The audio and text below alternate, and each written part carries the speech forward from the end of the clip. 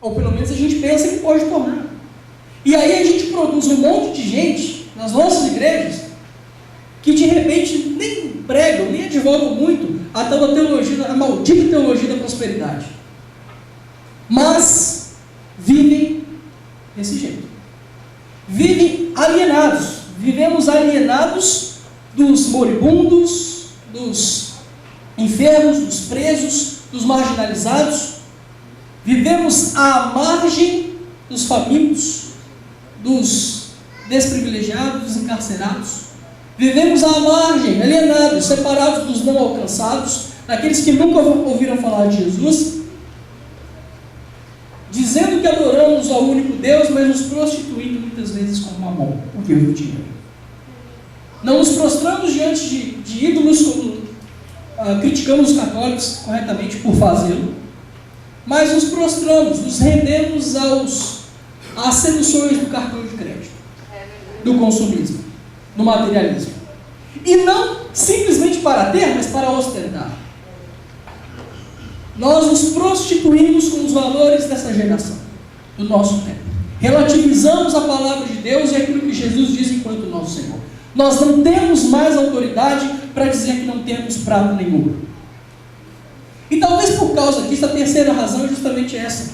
Por causa da nossa irrelevância, por causa da nossa falta de profundidade em Deus, falta de conhecimento de Jesus, por conta da nossa falta de intimidade com o Espírito Santo de Deus, nós também perdemos a autoridade para dizer, em nome de Jesus, levanta-te e anda. Não temos poder para isso.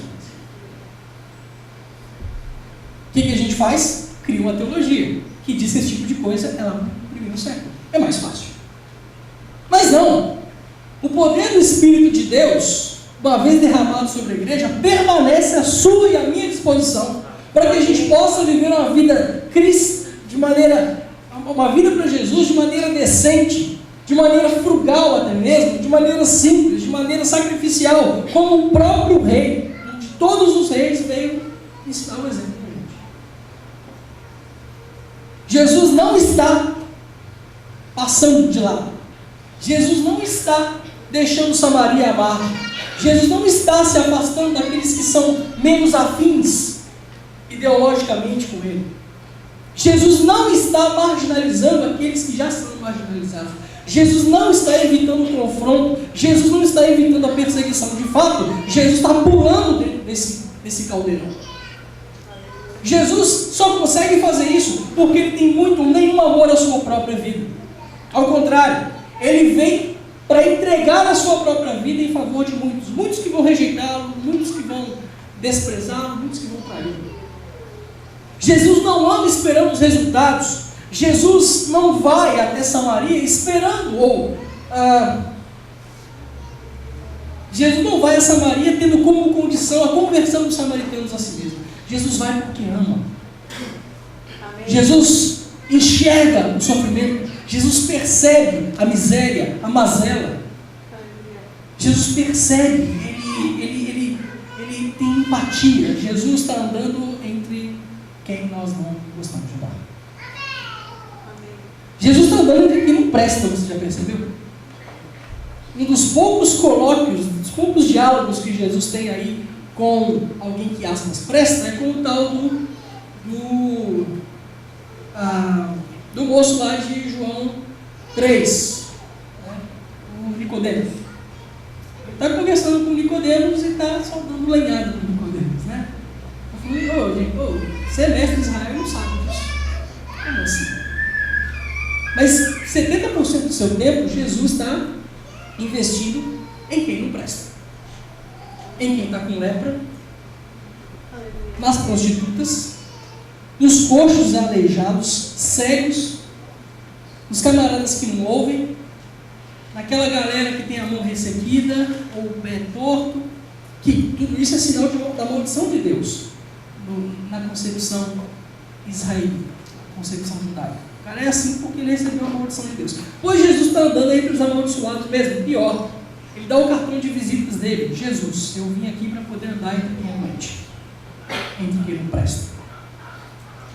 É aí que eu paro e fico assim, abismado com como nós conseguimos ser rebeldes, como nós conseguimos ser alheios e avessos ao exemplo que Jesus de Nazaré nos deixou.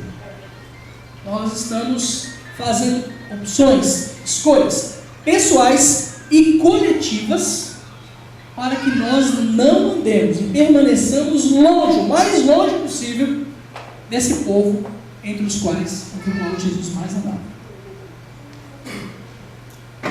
Jesus convida os caras aqui a erguerem os olhos, a verem, perceberem, contemplarem a situação, não só de miséria e caos, mas também para que eles percebam o fato de que essa gente toda está mais pronta para receber o Evangelho da graça de Deus do que nós às vezes estamos para pregar. A perceber que ainda que a atitude seja, ainda falta algum tempo para a colheita, Jesus está dizendo, vocês estão dizendo que faltam 4 meses para a colheita? E claro, Jesus está falando de uma realidade presente naquela hora, a colheita do trigo. E de repente ele puxa os discípulos para trás e começa a falar de uma outra realidade ainda mais importante, a colheita de almas, a colheita de vidas, a transformação do mundo. Ele fala, abram os olhos e vejam os campos, eles estão maduros para colher. Ele está falando isso porque ele acabou de ver uma cidadã samaritana, alguém que não vale nada, alguém rebelde, segundo a cosmovisão judaica. Ele acabou de ver essa mulher deixar a coisa mais importante naquele momento para ela, deixar o seu cântaro no chão e sumir para a cidade, para anunciar para aquele povo, o seu povo, que provavelmente o Cristo chegou. E ele está esperando do lado de fora da cidade para quem quiser ver. E o povo corre. Lembra, o povo não gosta da mulher, mas quando ouvem que o Cristo está próximo, aquele que poderia ser o Cristo está próximo, a cidade sai correndo em peso e chega lá para poder ouvir as boas novas do Evangelho da graça de Deus. Esse povo está pronto. Jesus está dizendo, os caras estão prontos, a colheita está pronta. Está aí. Vocês estão esperando o quê? É gozado que quando chegam, os discípulos perguntam, pedem, Senhor, come alguma coisa? Aí Jesus fala uma coisa bem interessante, eu tenho uma coisa para comer que vocês não conhecem. Depois ele completa, minha comida é fazer a vontade daquele que me enviou e concluir a sua obra. Jesus leva a submissão e a obediência à vontade do Pai às consequências mais extremas possíveis. Ele compara o fazer a vontade do Pai com aquilo que é mais necessário ao ser humano: nutrir-se, alimentar-se, comer. Para ele, mais importante do que comer é fazer aquilo que Deus quer. Amém. E claro, comer significa viver, concorda comigo? Jesus está muito mais preocupado em obedecer e ser fiel, concluir a obra que o Pai lhe confiou, do que viver.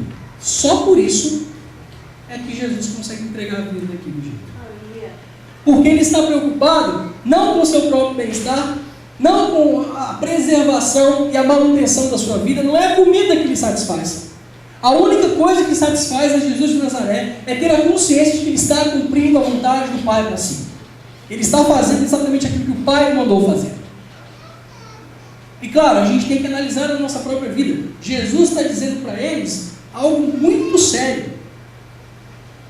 Aquilo que me mantém vivo, aquilo que é para mim mais importante, aquilo que é mais significativo, tem mais peso na minha vida, é fazer a vontade do meu Pai, e isso vocês não conhecem. Vocês não têm ideia do que é isso. Vocês não têm ideia do que é se satisfazer plenamente, não na manutenção da vida, não na abundância de bens, não no sucesso profissional, não no sucesso acadêmico. Vocês não sabem o que é encontrar a plena satisfação não na realização dos seus sonhos, não no cumprimento dos seus objetivos, não no lucro,